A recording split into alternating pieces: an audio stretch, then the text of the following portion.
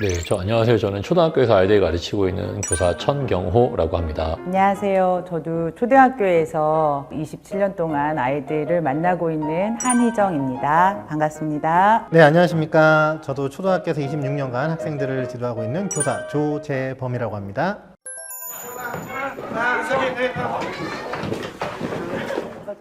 요즘 학부모님들, 과거 학부모님들과 많이 다르죠. 과거 학부모님들에 비해서 요즘 학부모님들 교육 수준 높다는 거 부인하기가 어렵습니다. 그리고 사회활동도 더 많이 하신다는 것도 부인할 수가 없고요. 그러다 보니까 또 다른 면에서는 교사의 권위라든지 교사를 존중해 주는 면도 사실은 과거 같지 않은 것 역시 사실이거든요. 흔한 말로 이런 거 있지 않습니까? 스승의 그림자는 밟지도 않는다. 근데 요즘은 그냥 우스갯소리로 그냥 안 밟히면 좋겠다. 그러니까 그림자가 아니라 내 몸체가 내 몸만 안 밟혀도 어디냐라고 생각할 정도로 약간 그렇게 생각하시는 경우가 있는 것 같아요. 그 과거의 학부모님들은 학교를 어려워하는 부분도 있었거든요. 뭐 사실 그게 제가 옳다고 보진 않지만, 근데 요즘은 학교를 오히려 불신하는 면이 있는 것 같아요. 그러니까 믿고 맡기는 것이 아니라 항상 뭐든지 간에 한 번은 더 확인해보고 한 번은 더 좀 의심을 해보는 그런 경향이 과거보다는 좀 있지 않나라는 생각이 좀 들거든요. 저는 20몇 년 동안 학교에 있었으니까 느끼지 못했던 게 있는데, 저희 교실을 이렇게 열어가지고 연구자들이 와서 교실 수업을 관찰하고 이렇게 연구하는 프로젝트를 같이 했었는데, 첫날 오신 교수님께서 요즘 학부모들이 왜 그래 이러시는 거예요. 하시면서 학부모님들이 아침에 아이들을 학교에 데려다 주러 온다거나 이런 분들이 정말 너무 편안한 옷으로 오는 걸 보고 저렇게 짧은 반바지 이렇게 입고 학교에를 와? 막 이러면서 굉장히 놀라시더라고요. 근데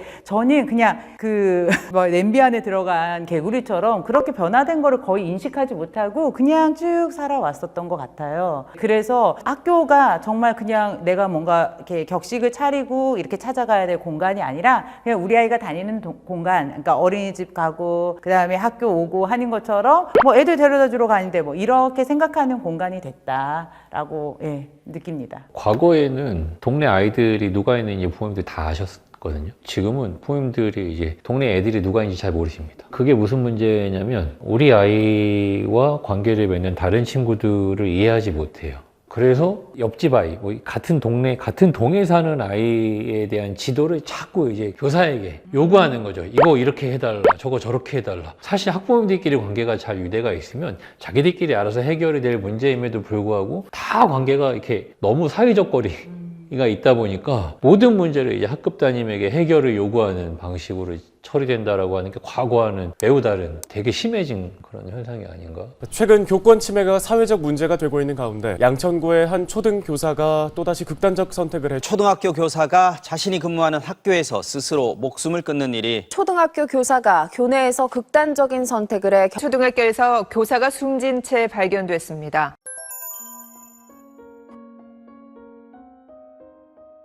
극단적 선택이나 안타까운 선택하는 경우에 대부분은 사실은 민원에 의한 게 사실상 많습니다. 동료 간의 갈등이라든지 개인 사적인 걸로 인해서 그런 경우는 거의 없다고 볼 수가 있고요. 특히 저연차 선생님들 같은 경우 그걸 견디기가 너무 어렵거든요. 그게 무섭고 힘들고 심지어 고학력 선생님들에 따라서도 자신의 성향에 따라서 너무 힘든 경우가 있기 때문에 제가 며칠 전에도 이제 교권 침해를 당한 선생님을 이제 만나고 왔는데, 방학 전까지 이제 너무 힘들어서 병가를 썼다가 개학하고서 이제 괜찮아졌겠지 하고 갔는데 교실에 들어가자마자 숨이 턱 막혀서 그 자리에서 쓰러지신 거예요. 이런 정도의 이제 심리적인 압박들을 겪고 있는 부분이 있는데, 이제 이 선생님이 학부모에 의해서 아동학대 신고를 당하셨고 3개월 정도 지나서 최종 무혐의 처분을 며칠 전에 받으셨어요.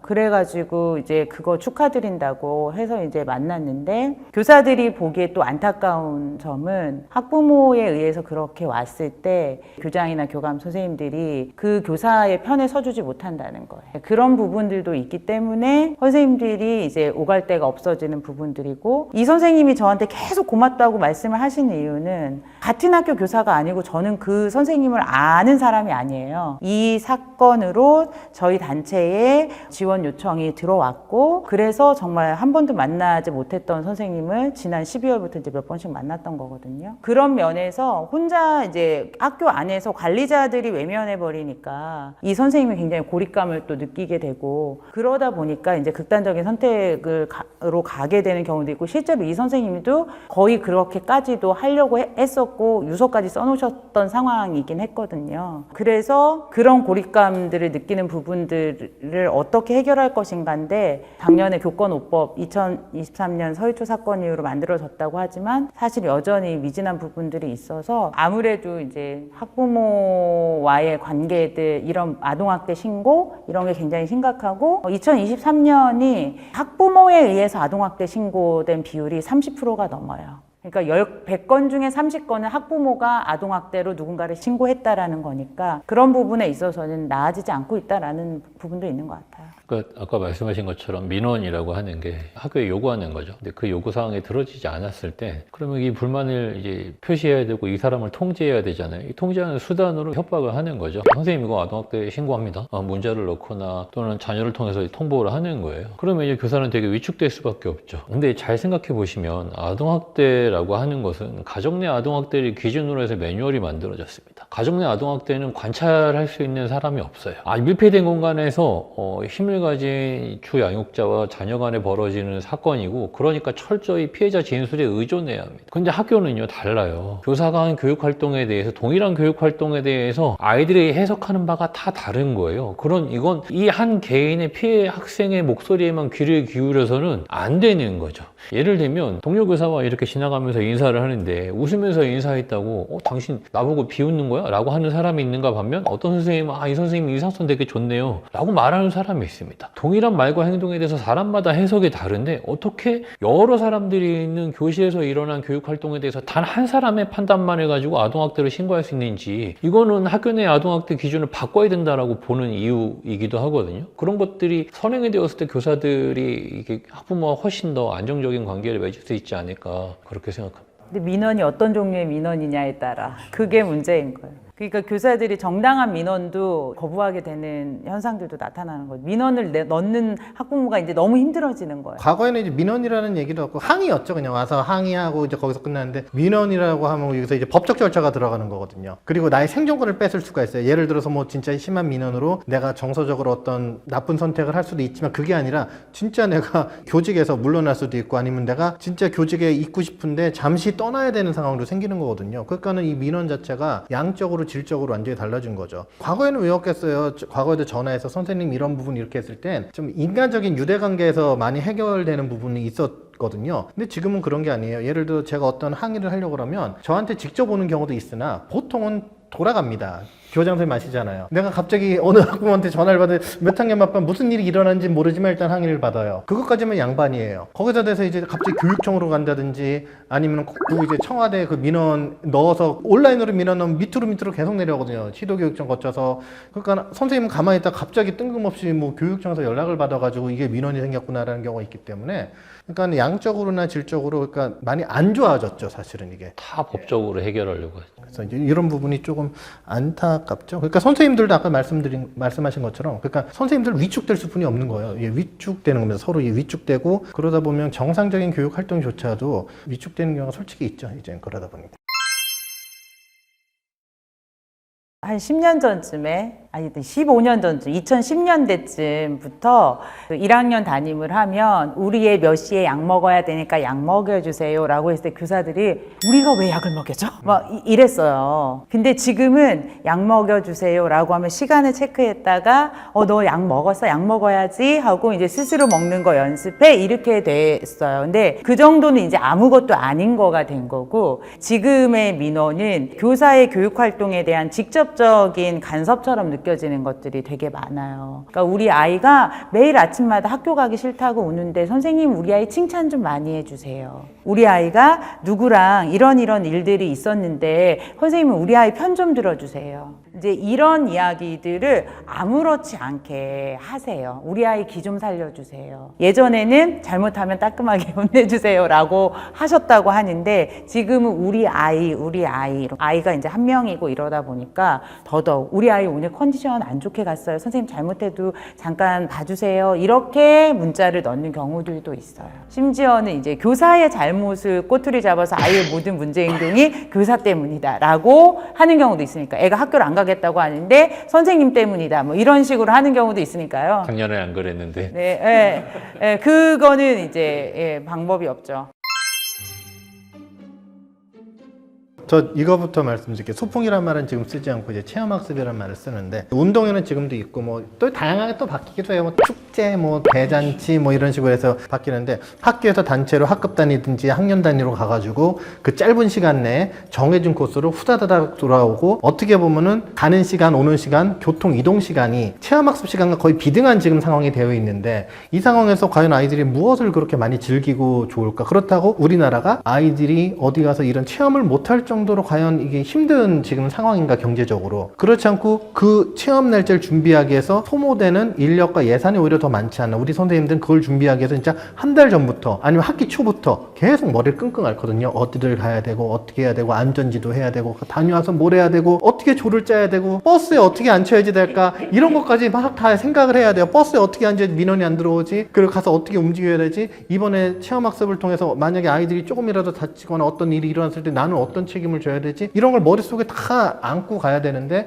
그럼 이 체험학습이 과연 진짜 말 그대로 체험학습이 되는 건지 이게 어떻게 보면 체험 족쇄 같기도 해요. 그냥 선생님한테는 족쇄예요. 모든 선생님들 거의 대부분 그날이 그저 잘 지나갔으면이라고 생각하지 이걸 다녀서 우리 아이한테 참 보람차고 우리 아이들한테 좋은 경험을 해줬다라고 생각하는 건 과거에 오히려 소풍 때 일이었던 것 같습니다. 체험학습이 바뀌고 지금 현재에서는 아마 올해는 더 심할걸요. 어떻게든지 안전하게만 애들 진짜 안전하게만 돌아다오 그러면 정말 나는 아무런 그게 없다. 저는 그래서 이 체험학습이 구태여 지금 이제 이 현장에서 존재해야 되나라는 의문도 들기는 해요. 그리고 아이들 대부분 다 스스로 체험학습, 가정체험학습 내가지고 실제로 오히려 더 좋은 체험 가족과 하고 있거든요. 구태여 이렇게 학교에서 또 단체로 나가가지고 해야 되나. 지금 현 시대에서 너무나 좀 전 회의적입니다. 두 가지라고 생각해요. 그렇게 된 데는. 첫 번째는 준비 과정이 너무 어렵습니다. 과거에는 간단한 절차로 이제 체험학습을 떠날 수 있었다면 어쨌든 사회적으로 공공기관들이 제 역할을 하지 못해서 생긴 큰 사건의 책임을 학교가 다 떠안아서 수많은 복잡한 절차들을 교사들이 다 해야 한다라고 하는 준비 과정 그 다음에 교사 1인당 학생이 되게 많은데 그 수많은 학생들을 로봇가 아닌데 어떻게 다 통제를 완벽하게 합니까? 그 과정에서 생긴 문제들을 교사에게 책임을 따져 묻는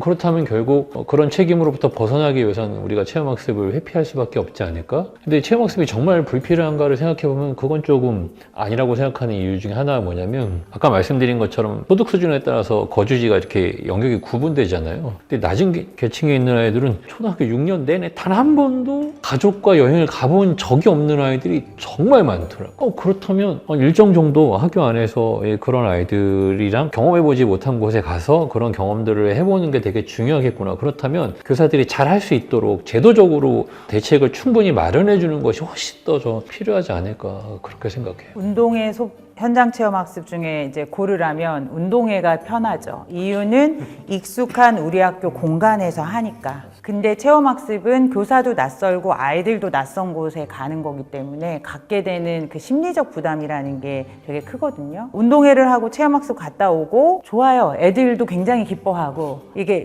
교육적인 차원을 어디까지 정의하느냐에 따라 다르기는 하지만 그래도 같이 어딘가를 가서 뭘 하고 잘 왔다라는 거에 대한 성취감도 있고 그래도 애들하고 한번 갔다 오면 좋으니까 가자라고 하고 그 수고를 가지고 다녀왔는데 누가 한 명 다쳤어. 누가 무슨 문제가 생겼어 라고 하면 그 모든 게 다 사라지고 왜 그렇게 했냐라는 비난 앞에 이제 교사들이 서게 되는 게 가장 큰 문제인 것 같아요. 얼마 전에 이제 1심 판결 난 강릉 체험학습과 관련해서도 교사가 어쨌든 집행유예이긴 하지만 금고형을 받게 되었고 이런 것들을 보면 그 1학년 아이들 다 각자 자기가 보고 싶은 데를 보고 있는 아이들을 교사 한 명과 거의 5학급인데 보조하는 사람이 한 명인가 2명 있었다고 하더라고요. 그러면은 한 명과 한 0.2명이 이 애들을 가고 있는데 버스가 후진을 하면서 이렇게 하게 됐던 이런 문제들에 대해서 담임교사의 인솔 책임을 묻는다. 안전지도를 제대로 하지 못한 거에 대한 책임을 묻는다. 굉장히 힘듭니다. 그래서 제가 우리 학교는 노란버스법 문제 이후로 2024년에는 학교에서 걸어서 갈 수 있는 곳만 체험학습을 가기로 결정을 하고 2024년을 보냈어요.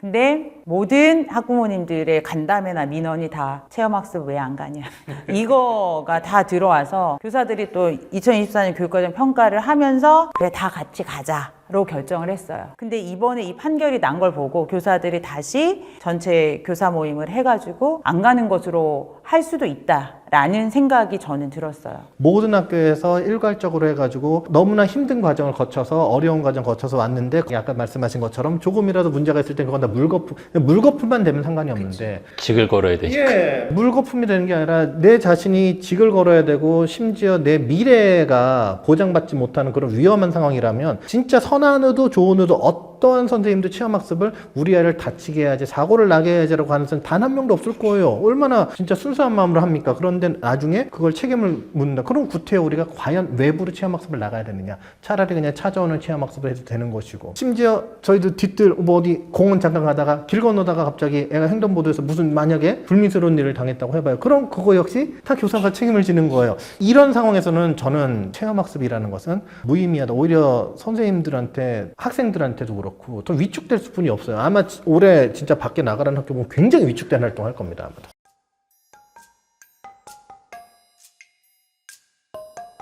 예전에 학구에서 한번 산 적이 있었어요. 그러니까 정말 집 앞에 있는 학교를 한번 근무한 적이 있었는데 분리수거하러 나가면 학부모님들이 여기저기서 인사를 장을 보러 나가도 이제 계속 인사를 하시고 모든 행동이 되게 조심스러워지는 그런 것들이 있죠. 근데 그건 사실 괜찮아요. 진짜 문제는 이제 이 휴대폰이죠. 휴대폰을 통해서 정말 늦은 시간에도 연락을 받고 새벽에 카톡 받은 적도 많고요. 그 카톡의 내용이 사실 되게 공격적인 경우도 되게 많았었습니다. 이걸 이렇게까지 해야 되나? 사실 선한 의도로 이제 개인정보를 공개한 것인데 어느 순간부터는 이렇게 하면 안 되겠다라는 생각들이 계속 드는 거죠. 왜 온콜이라고 하잖아요. 저희가 이제 아이를 키우면 늘 항시대기 하는 것처럼 그런 연락을 가족으로부터 받았을 때는 상관이 없는데 이게 그냥 뭐 학생, 학부모로부터 이제 수시로 연락을 받게 되면 아이 휴대폰을 여는 것조차 사실은 너무 싫어지게 되는 그런 일들이 지금도 사실 이어지고 있죠. 저는 이제 얼마 전까지 투폰을 썼었어요. 물리적인 투폰. 그러니까 제가 폰을 두 개, 번호를 두 개, 제 돈을 두 번을 낸 거죠, 사실은.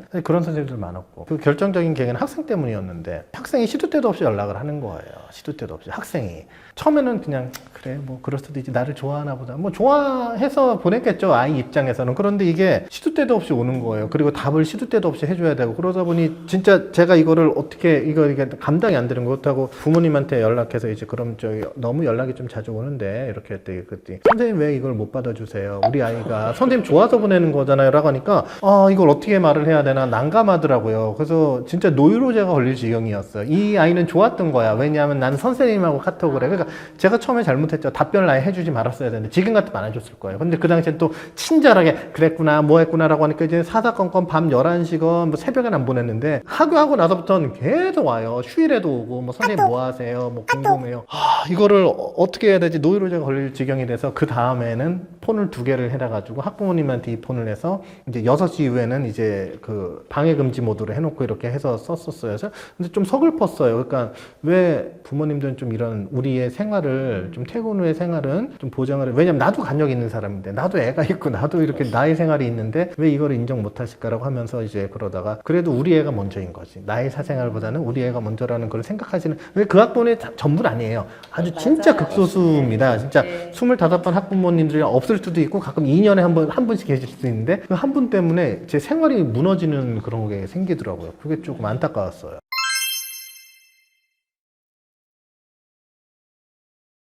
두 번째 빼고는 다 받아봤다니까요. 애 안 낳아봐서 몰라요. 근데 제가 남자라서 저만 안 들어봤지만 늦은 밤 연락드려. 근데 죄송하지란 말은 또 없을 때도 많아요. 보통 늦은 밤 이렇게 연락한다는 그냥 바로 연락하시죠, 보통은. 예, 그리고 작년엔 괜찮았는데보다 더 아픈 거는 지난번 선생님 때는 안 이랬는데라면은 아주 가슴 찢어집니다.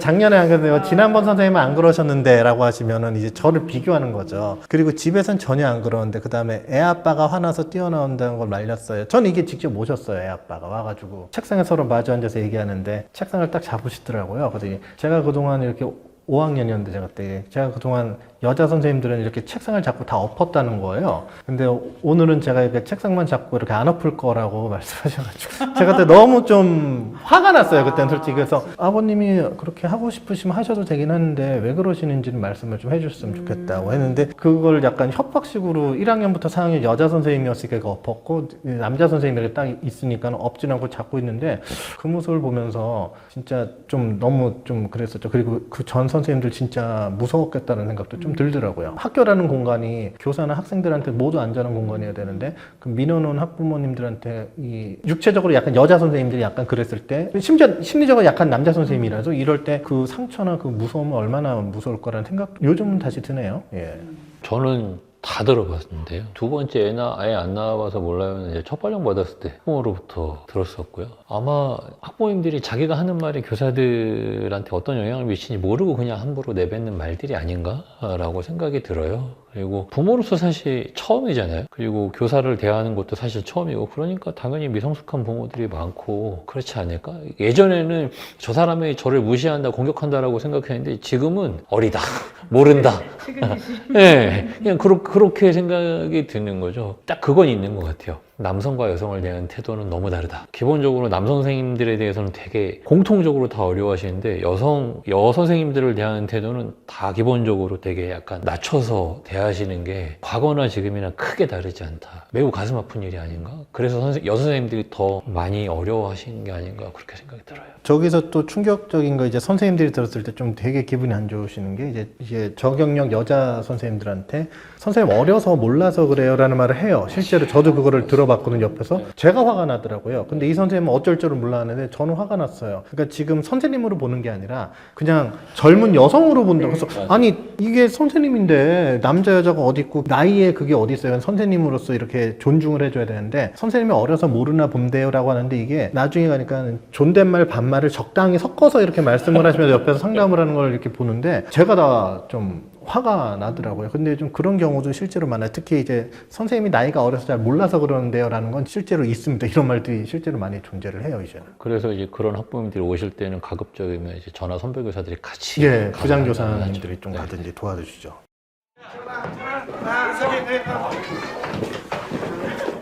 그러니까 그 오랜 경력에서 이 아이들의 행동을 보고 이거를 어떻게 바꿔줄까. 그래도 나름 애써서 막 하려고 했는데 지금은 애써서 하지 마. 그래봐야 민원밖에 안 들어오고 아동학대 신고 들어와 하면서 모르는 채 넘어가는 교사가 오히려 더 길게 교직 생활을 할 수 있고 어떤 것들에 대해서 좀 바꿔보려고 막 애쓰던 교사가 받아쓰기가 잘 안 돼서 받아쓰기를 시킨다든지 구구단을 못 외우니까 잠깐 남아서 점심시간에 선생님이랑 구구단 공부 좀 하자 이랬던 아이를 아이한테 이제 휴식권을 주지 않았다는 걸로 민원을 넣는다든지 뭐 심지어는 아동학대 신고를 간다든지 이런 것들이 있기 때문에 지금까지는 버텨왔지만 그 이후가 굉장히 어렵다. 그래서 전반적으로 저는 우리 사회가 초등교육에서 무엇을 아이들이 갖추고 졸업해야 되는 것이지 늘 인성이라고 하거든요. 근데 그 인성이 학교 교육만으로 완성시킬 수 있는 건지 결국엔 가정과 사회 그리고 이 아이들에게 더 많은 영향을 미치는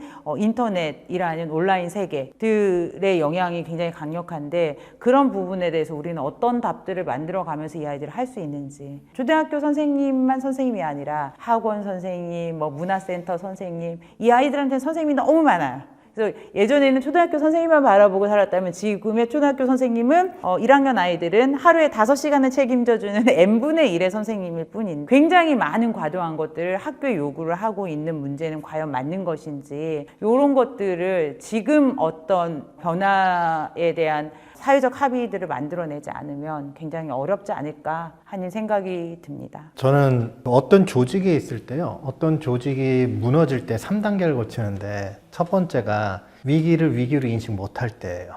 두 번째 단계가 이제 위기를 알았는데 행동하지 않을 때입니다. 마지막 단계가 이제 위기인지를 알고 행동을 하는데 자신만을 위한 행동을 할 때예요. 저는 지금 초등교육이 3단계에 와 있다고 생각합니다. 무슨 말씀이냐면 이제 위기를 알고 했는데 선생님들도 자신만을 위한 행동을 하는 거예요. 여기서 내가 교직을 떠나든지 아니면은 위축된 나만의 안전한 나만의 활동을 한다든지라고 해서 이제 이게 거의 조직이 망하기 마지막 단계거든요. 이렇게 볼 수 있어요. 이렇게 모래성을 옛날에 이렇게 모래를 쌓아놓고 나서 깃발 하나 꽂아놓고서 이렇게 흙을 조금씩 퍼놔가지고 나중에 누가 무너뜨리냐라는 게임 같은 게 있습니다. 저는 지금 이게 다 깎여 나가가지고요. 거의 누가 이제 조금 이렇게 슬쩍 다시 한 번만 건들면 그대로 무너진다고 보거든요. 초등 공교육이. 그리고 한번 무너지면 이거 세우는데 엄청나게 오랜 시간과 비용이 걸릴 거고 그렇게 세워진다고 장담도 할 수 없어요. 저는 우리나라 공교육이 그래도 지금까지 우리나라를 이끌어온 하나의 중요한 축이라고 생각했는데 그 축의 기초가 되는 게 초등교육이었거든요. 근데 지금 그게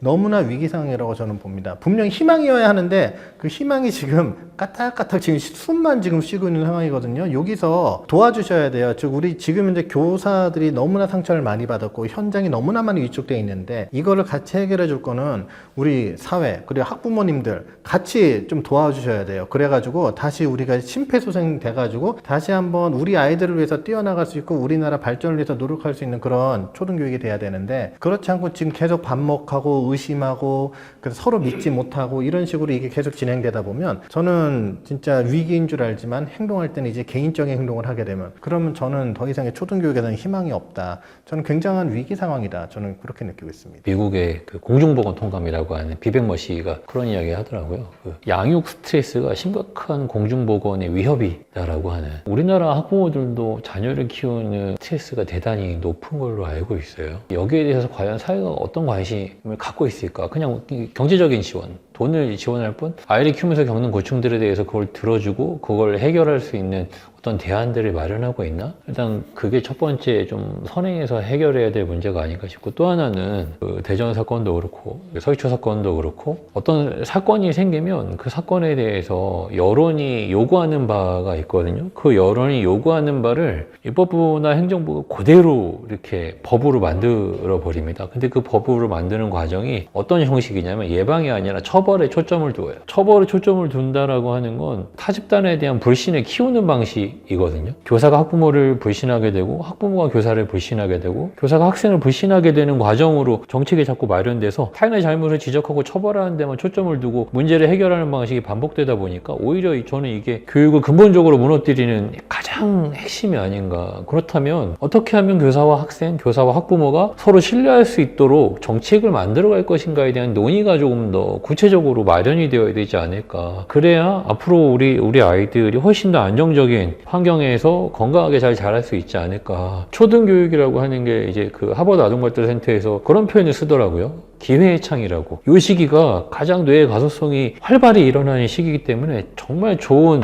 그런 양질의 교육을 할 수 있도록 그 양질의 교육이라는 건 결국 사람이거든요. 부모들이 부모로서의 역할을 다할 수 있도록 친구들이 좋은 친구들을 만날 수 있는 경험을 기회를 제공해 주도록 그 과정에서 교사들이 성숙한 타인으로서 아이들이 좋은 관계를 맺을 수 있도록 도와주는 역할들을 할 수 있게끔 학교의 기능을 회복할 수 있게끔 만드는 정책들이 앞으로 더 많이 만들어지고 시행되어야 되지 않나. 그래야 우리나라 교육의 미래가 있지 않을까 그렇게 생각합니다.